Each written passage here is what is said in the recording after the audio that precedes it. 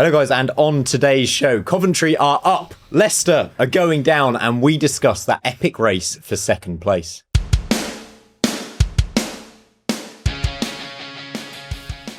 Hello guys, welcome back to the Sportsman Untitled, brought to you by Betfred. My guests today are Callum, Fowler and EFL expert, Hull podcaster Will Young, making his debut on the show for the very first time. But guys, there's only one place we can start because I don't have any balloons or party poppers. Coventry are in the Premier League. Callum, Fowler, an epic 1-1 draw. Thank you, mate. My voice is still croaky. I've recovered just about from the weekend, but we're there, mate. Yeah, you're rubbish as well. I've been told to say immediately that you're going back down. I got show this to the camera, by the way. Get that shot in. That's getting ripped straight up. Back down. Hey, who cares about the Premier League at this point in time? People just forget the transfer windows exist. You know what I mean? Yeah, you've got to change full thing and probably get a new manager and everything else, but you know what I mean? You'll do all right. I think you've done okay. Well, yeah, Lampard will be at Chelsea again by December. Oh, let's have less of that. Well, it has been an epic season for Lampard and Coventry, a non-parachute payment team going on hopefully to win the title now. Yeah, you love to see it. You love to see it when a team that's not expected to maybe challenge for the automatics, maybe have a good season, but not challenge for him, actually is able to get there ahead of the others. And like I said, parachute payments, seeing a team not do it, great stuff. And where were you at with Lampard getting in? Were you pro Lampard? I can't even remember. I like Lampard. Yeah. I think he's done good everywhere. Yeah. He gets a bad rep mainly because of the Chelsea thing, isn't it, really?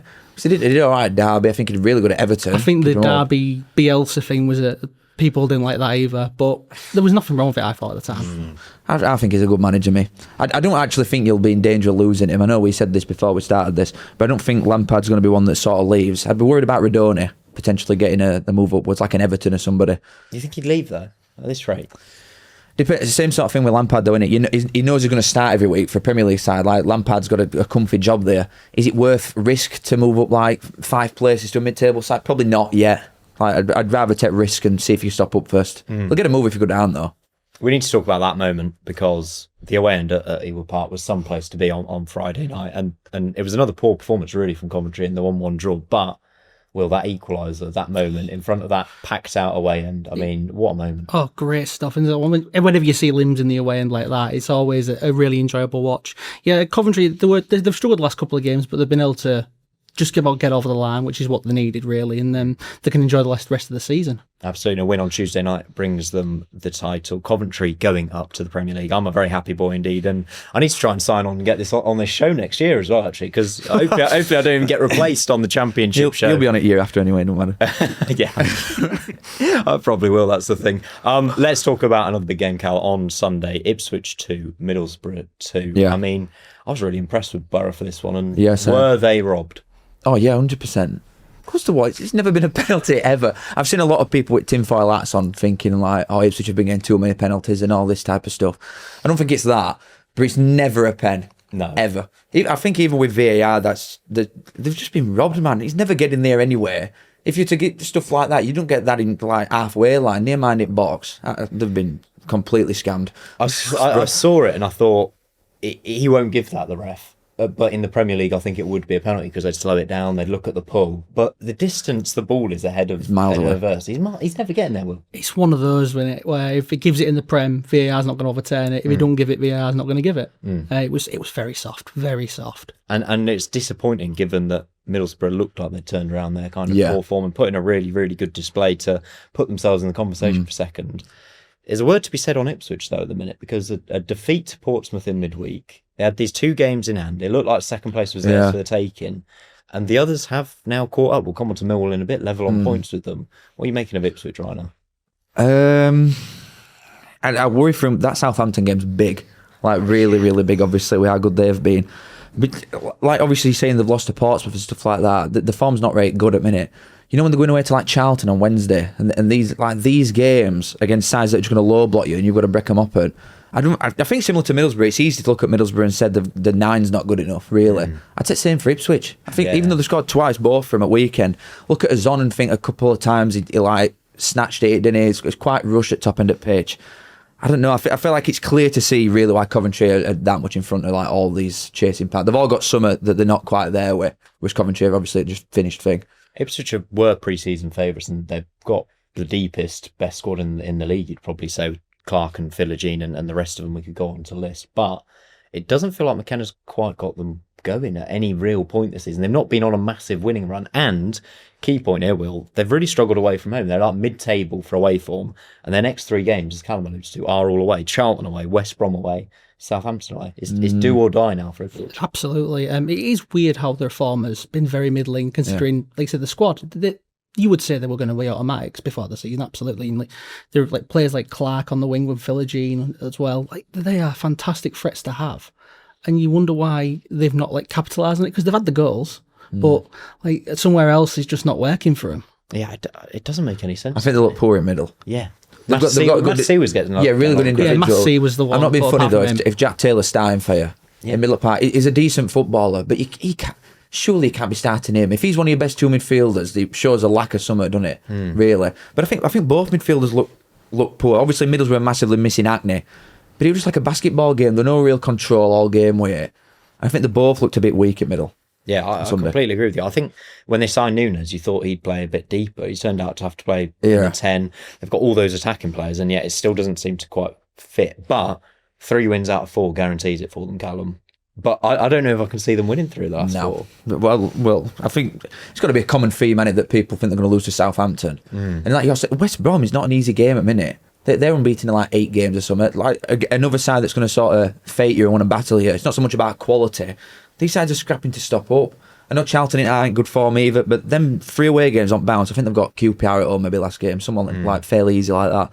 But these away, I don't think they'll finish second. I think the key thing is that ahead of that Southampton game, which we're going to talk about a lot, Will, is Southampton's FA Cup semi-final against Manchester City. So that's coming, and then it's 2 days later is this massive game against Ipswich. It's going to be very interesting to see how Southampton play that in the semi-final, whether Tom Reckert rotates or whether he goes full strength and just tries to keep this winning run going. It is interesting, yeah, because against Man City, you're probably thinking, even though they've been on a good run, it's Man City and the form they're in. Obviously, they won this weekend against Arsenal, that title decider, as it's been called.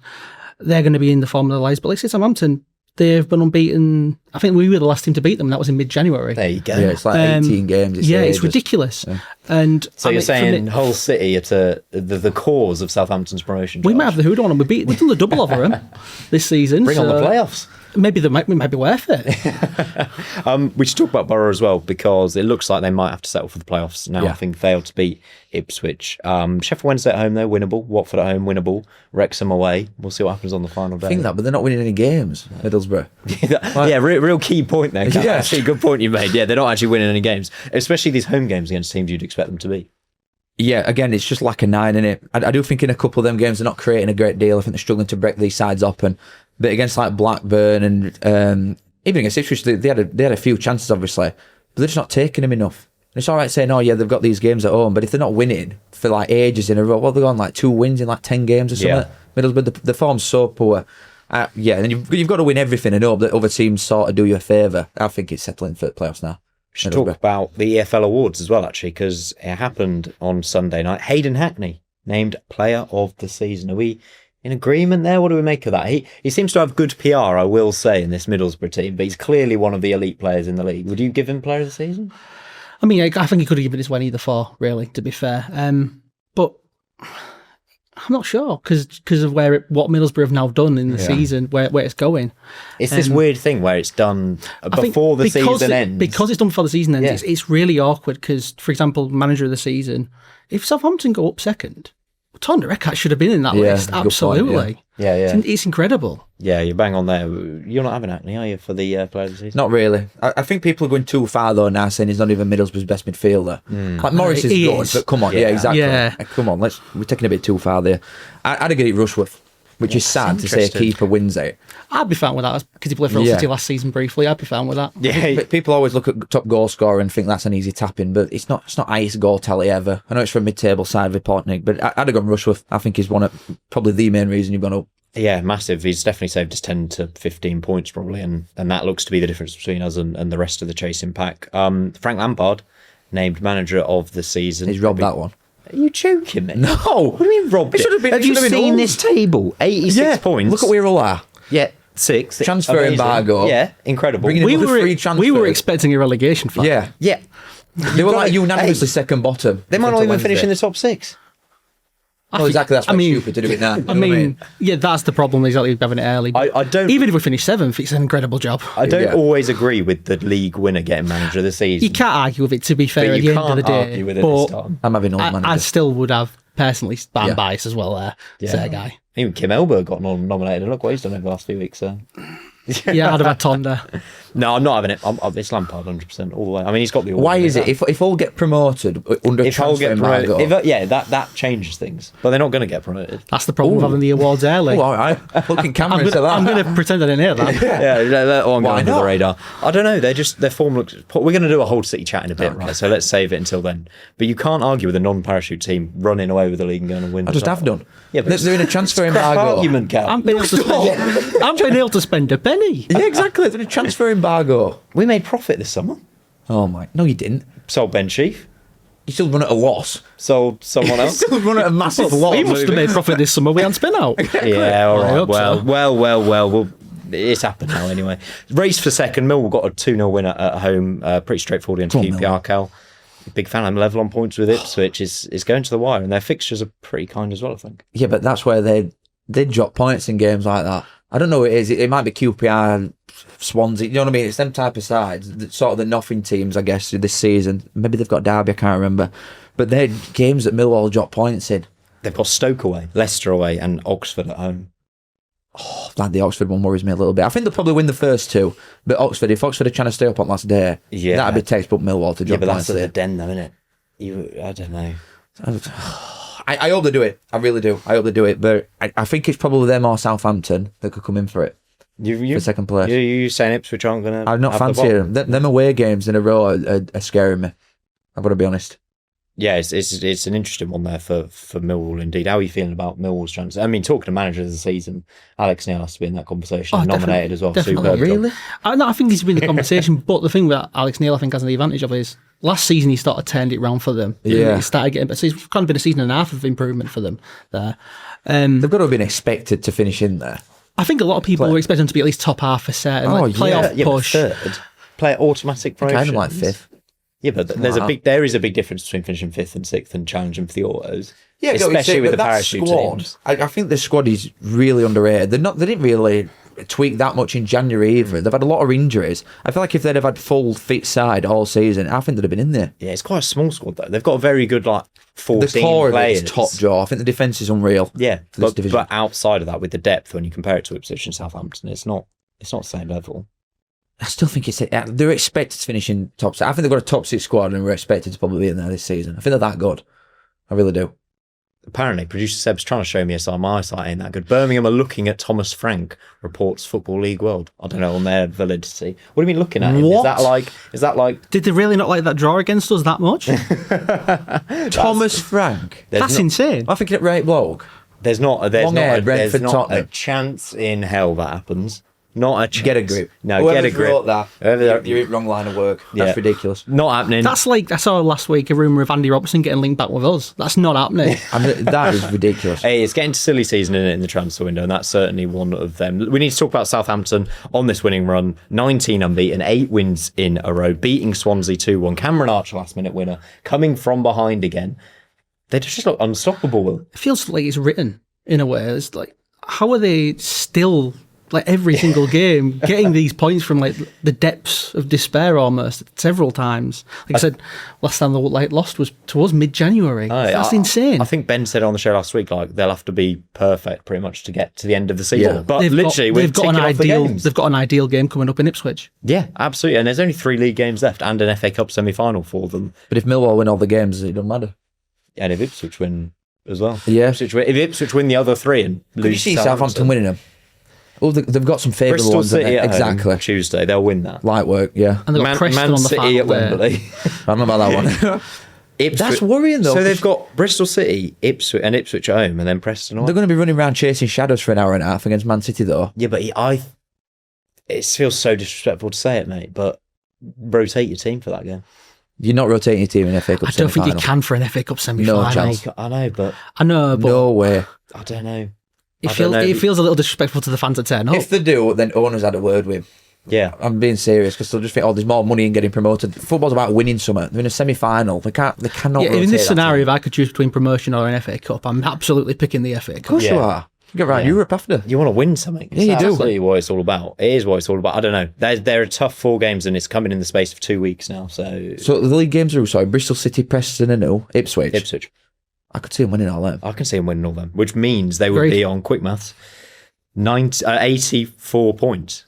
If you come, thing is with goal 84 difference. is probably going to be enough, isn't it? Their goal difference is just a bit behind Ipswich's. Millwall need to win the 3 games. Millwall's goal difference is only plus 11, and I think that might be the issue. It's only going to be different with Ipswich though. Not matter now. You're right. It is only going to be the difference with Ipswich because Ipswich drop points in one of the next few games to these like lesser sides that are scrapping. It's Millwall's to lose. Right. Go on, Millwall. Should we predict who we think is going to come second then? Yeah, go on. Go on, Will. You go first. I kind of really hope it's Millwall. I really do. Is this going to be the Millwall fan club? Because I know you love Millwall. Oh yeah, I want Millwall to do it. I think Millwall will do it. I would love it if they. I would love it if they did. Yeah. I want the worst teams to come up with Coventry so that we have a chance. So do you think worst teams are? So us The teams without the parachute bombs. So not Ipswich and not Southampton. So I would like Millwall to get second. Also a great story. And I'd like Hull to win the playoffs as well.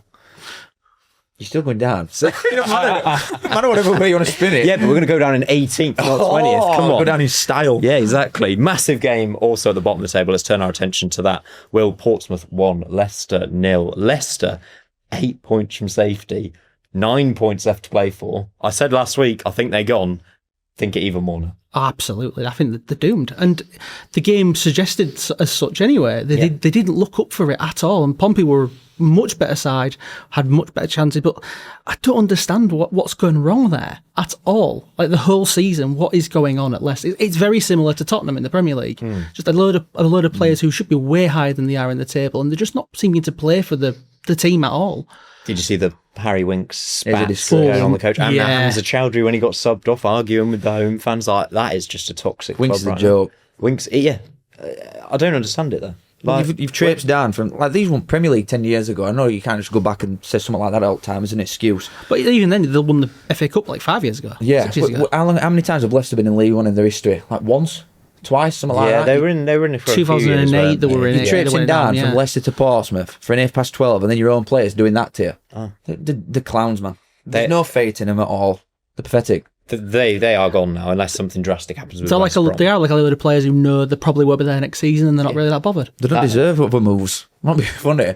There will be players who obviously Fatou will get a move and stuff, but like the attitude of that squad is It looks even that so Mavididi toxic. tweet from like somewhere he says, "Get your popcorn out. We're Yeah. gonna have fun this season." It's like, mate, They believe what in their have own you done? hype, I think. Yeah. a lot of- Yeah, like 23rd in the league, below Oxford, below Blackburn. It's a nightmare for Leicester City. We have to give credit though, Cal, to Portsmouth. Oh, yeah. Perfect week, 3 wins in a row, beaten Borough, beaten Ipswich, beaten Leicester. Not conceded a goal. Not conceded a goal. right Mourinho's magic, 51 points, that probably will be enough. Yeah, I'm not being funny. I've said this a few times though. I think if they had a proper striker, there's not many differences between like Portsmouth and Swansea and Preston. I think they've been performing much better than like a relegation scrapping side for ages. But when your striker's got 2 goals or something all season, something like that, Bishop, they're not exactly like best looking goals ever and all the scrappy like the bounced off his arse and going in. They're them type of goals. Like Got one against had a Ipswich, proper, didn't if they had a proper striker at top of the pitch, I think they'd pull well away from it. I think they're a fantastic club for the Championship to have as well. Yeah. Competing at Fratton Park, amazing. Well, we should talk about West Brom's impending points deduction as well. Looks likely to happen this season, maybe 2 points, maybe 3 points. We're not exactly sure on the number, but they're now unbeaten in 8 and they're kind of just taking it into their own hands. A win 2-0 away at Preston. Yeah, they need to as well with this points deduction incoming because that's a massive boom for Oxford, especially if it's 3 points more than 2 because it brings them within 2 points. Yeah, they're 5 points clear of Oxford right now. So a result within them. But like I said, West Brom have been really good recently. They've been way better than a relegation side recently, and I think that the way they're playing, they deserve to stay up. I think at the moment, but that points deduction is just it throws everything into doubt, doesn't it? Yeah, it's interesting with them because he's made it simple, hasn't he, Morrison? And he's playing a 4-4-2. He's keeping it very simple. I mean, when they played us, they absolutely smashed it off the park 3-0. Yeah. They were very, very good. Yeah. Even without our red card, they were great. The comparison between them and Leicester, though, because this is a West Brom squad that you'd say should be nowhere near relegation. You say the same about Leicester, but Morrison's managed to go in and actually get them out of danger. Yeah, I think that's where football's going, though, isn't it? It's very physical. It's going back to long throws and set pieces and stuff like that. And playing a 4-4-2, like, obviously DK got his goal the other day, first in ages. I think if they had some proper strikers, again, I think they could kick on. I'd give him job, definitely. But even if they get the -2, I still think they stop up. Yeah, Definitely give him the job. Yeah, and Blackburn obviously getting that important point against Coventry and do look improved lately as well. They've been very good lately. Played a game more, though, haven't they? They have. It is so tough, that relegation battle, especially with West Brom potentially getting points deducted. Oxford losing at Derby as well, a bit damaging for them because they haven't been able to climb out the bottom three.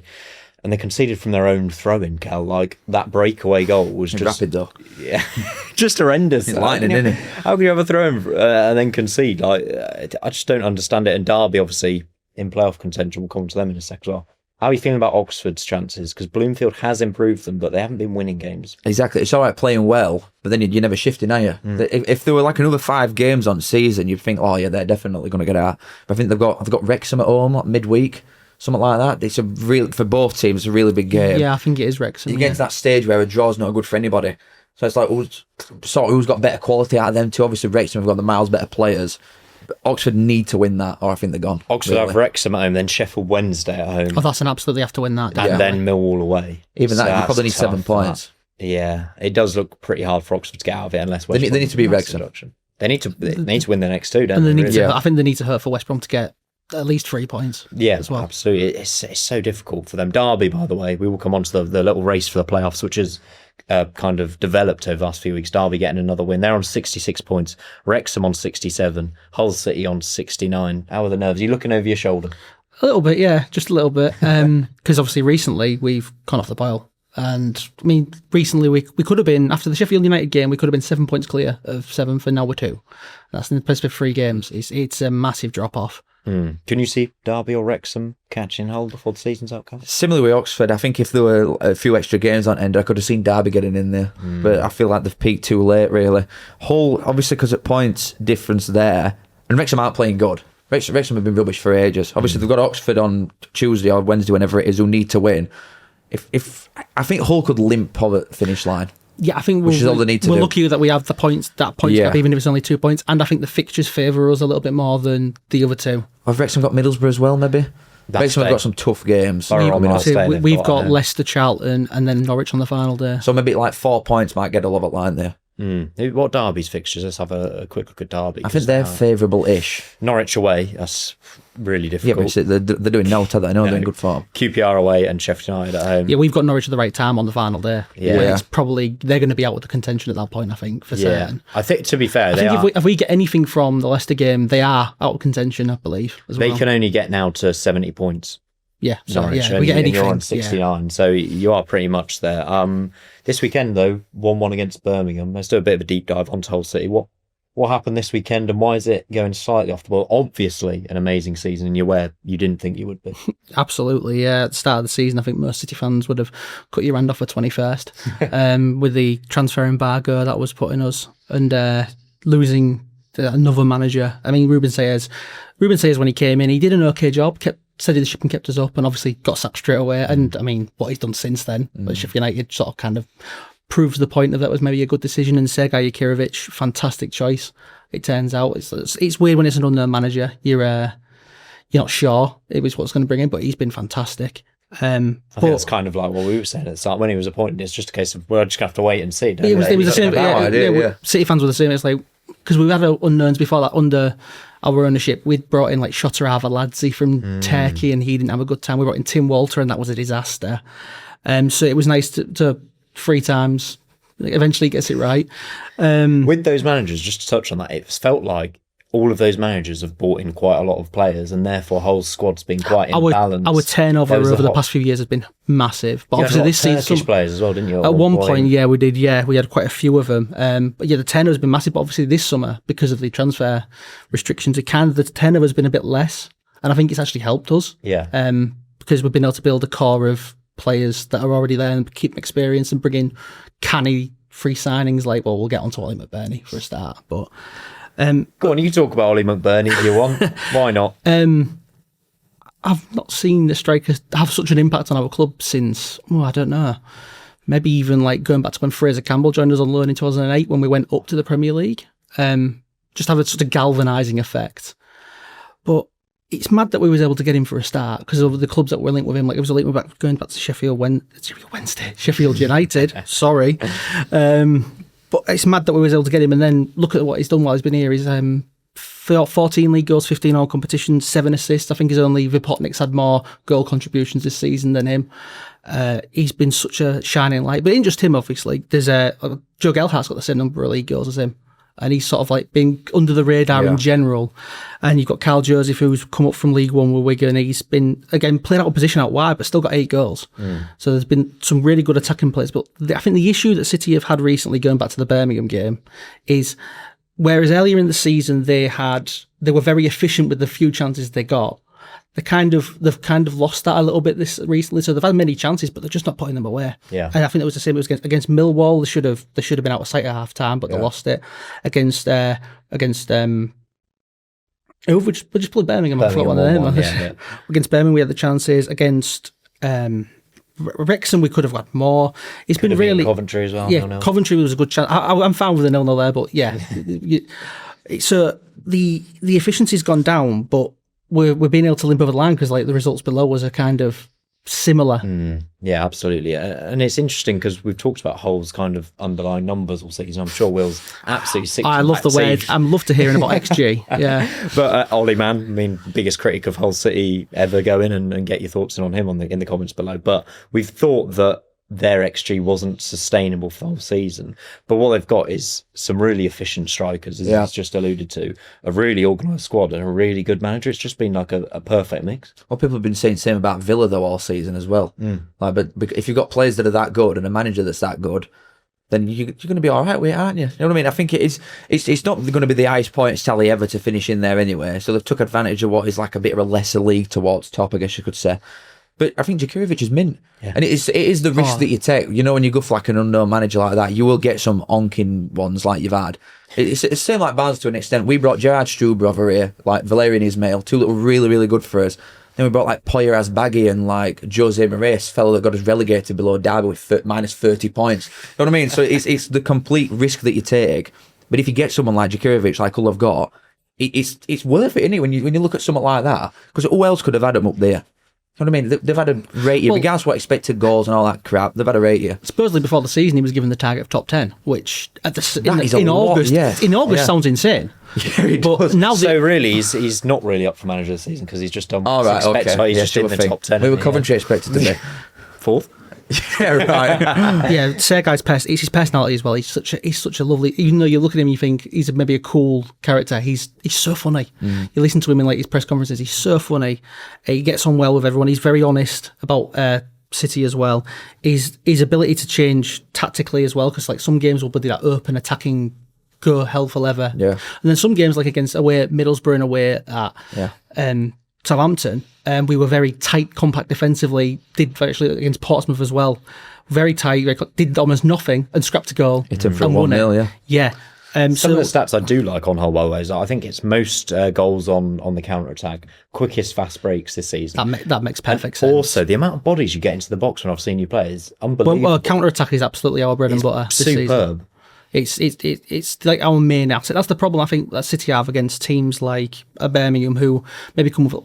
We're better against teams that are open. So when teams got a low block, we do struggle. And I think the results show that. But when we're playing against a more open attacking side, like even Coventry, even though it was it was a much more open side, they were able to counter on them, and that's why I'm a bit more confident about the Leicester game, because they're going to have to attack. Yeah, they're going to have to go forward in any attempt to stay up, and that'll serve us well. Do you worry a bit, like, say if you don't go up, then do you worry a bit about the expectation sort of shifting? Because you'll not be like this sort of underdog that you have been this year, and people look at you and think Hull are good, so they will come and low block you a little bit more. Oh, definitely. I'm definitely worried about it a bit. But I think the thing in the summer is now is because our embargo or fee restrictions are there, hopefully we're able to spend some money and bring in some more stronger signings and sort of solidify what we've got.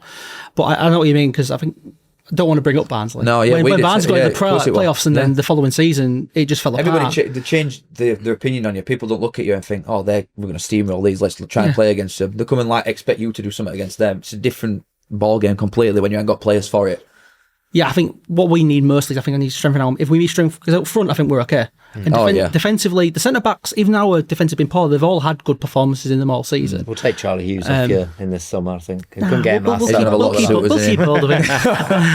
But even without Charlie Hughes, like Semi Ajayi had a decent season overall. Gino Egan's had a great season as well. And Paddy McNair's coming in January and he's been quite good as well. Giles at left back has been proven championship players.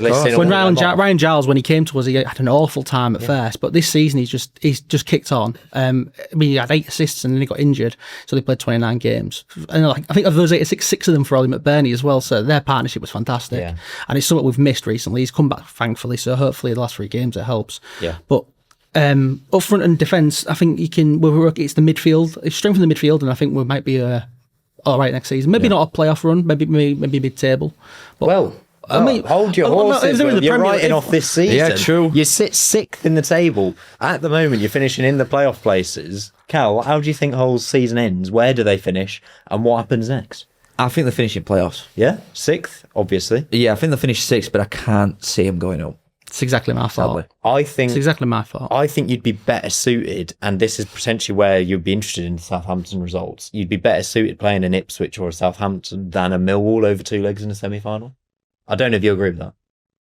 Possibly. I mean, we've done double over Southampton this season. There you go. So maybe we should have them. When they're open and they're coming at you, you can counter and be quick and pick them off. Whereas if a Millwall will just be a bit of a Going battle. back to that is that same with us. Like when we finished in there were Brentford and Bournemouth, 2 really good sides them years. It were like we had a really good record against them, and we played against Southampton, who were like, not against Swansea even, who were that type of side that just sit back and expect you to do something against them.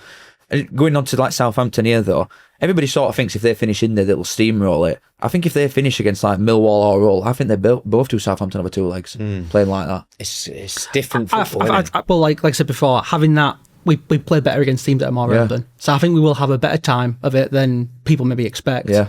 But I still think just because of the form of the teams like Southampton, Millwall, Ipswich, I think one of them will probably win it. So are you saying Hull finish 6th? Yes. And then lose in the semis? We'll go with that. Okay. No, we're losing the final. We're losing the final, probably, which is unfortunate. Heartbreaking stuff. Well, it's been an amazing season either way. Yeah, that's the thing with City. Regardless of what happens, even if they finish 7th, incredible season for them. Yeah, and I hope all fans have really enjoyed it. Let's move on to our match previews for the midweek games. We'll start with Hull away at Leicester City. I mean, it's a bit of a beauty of a fixture, let's be honest with the way Leicester are going. Now, I know you're nervy about it.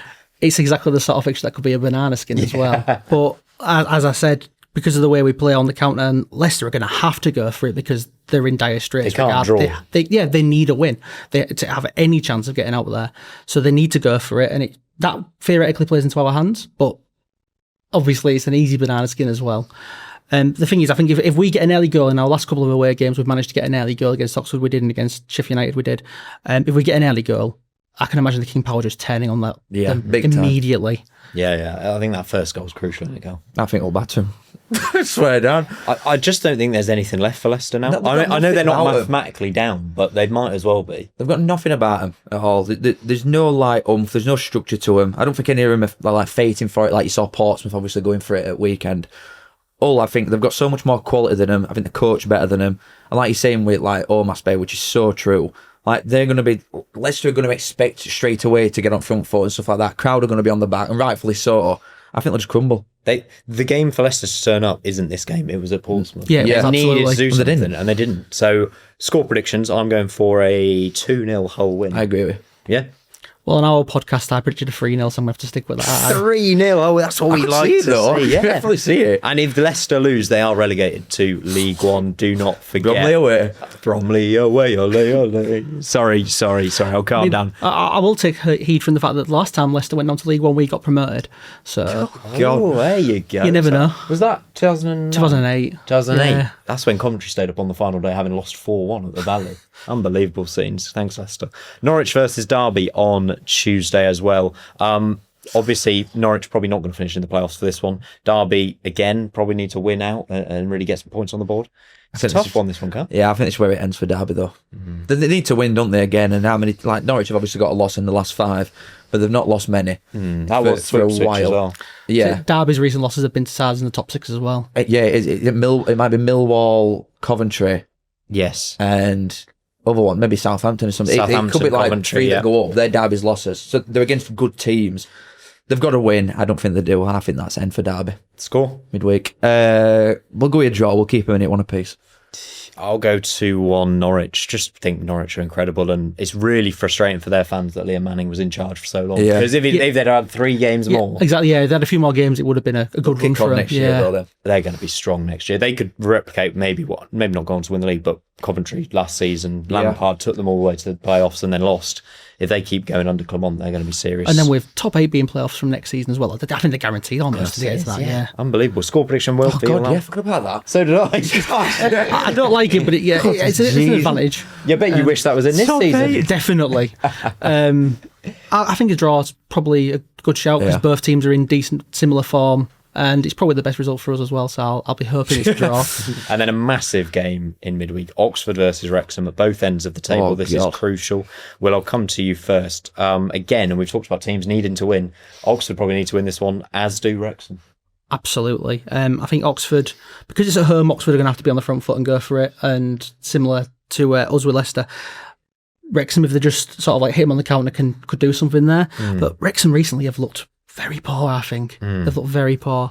And Oxford, they'll be battling and they'll be desperate for those 3 points. So I think it'll be a really tight game. But Is that an unhelpful draw then for both sides? possibly.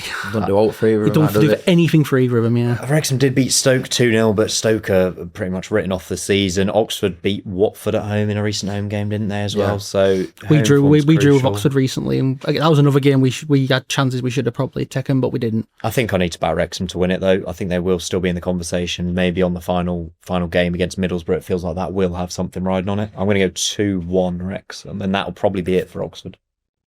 I'm with 2 on Oxford. Are you? Yeah. I think the coach is better than him. Honestly, that's what it comes down to for me every time with Wrexham. I don't think There's they're the playing Phil good. Parkinson hate. Yeah, you you got get it. through a whole There you show, go. but Have that. Oh, well, you're not alone on the Phil Parkinson dislike. I'm just not having it. I'm just not having it with Parky at all. He didn't have a good time when he was manager of us. He's daft. I'm just not having it. He's 7th in the league, man. I do not He care. could get them in the Premier League. I don't care. So could I with that squad. We're a great team. No, I think Oxford. I think they win. I really do. Excellent stuff. Right, thank you both for joining me on Sportsman Untitled Extra this week. We're going to be discussing the championship team of the season and which players we think should have got in there. Next week, I'll be back with Benjamin Bloom and Conor McGilligan. But that's all for this week. Please do like and subscribe. Get your thoughts in the comments down below. Where did Hull finish? And is Phil Parkinson overrated? I'll see you next time.